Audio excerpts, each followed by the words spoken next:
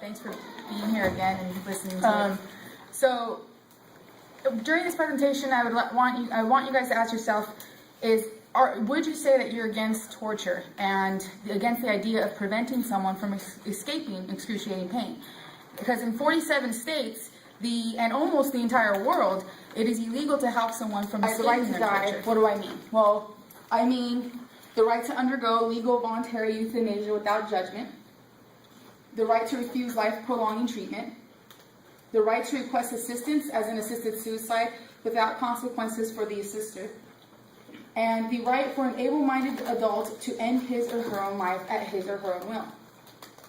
What I do not mean is any third party making or influencing the decision, any person under the age of legal adulthood, although I have reconsidered this one, so I'm still kind of iffy with that, or any person who is not in a stable state of mental health as defined by a professional. What condition would qualify when I'm talking about the right to die?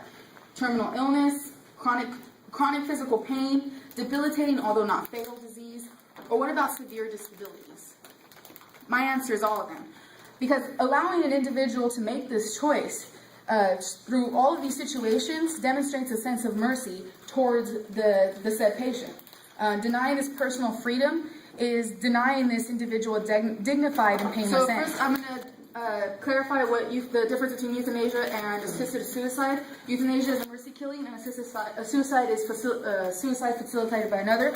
And a way to make the distinction is by looking at the last act. If the act was committed by the person who died, then it would be assisted suicide. And if it was committed by a third party, it would be euthanasia. You guys get that?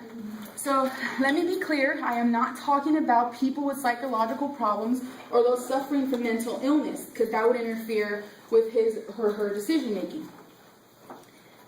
And also when talking about this issue, I want to say that I would like to point out that euthanasia and assisted suicide, when you're talking about these issues, when someone says, oh, you're basically killing yourself or you're basically murdering someone else, to use those words is kind of like trying to get an emotional response. So I wanted to share with you guys a clip, really quick, of Anderson Cooper, Patrick's favorite person.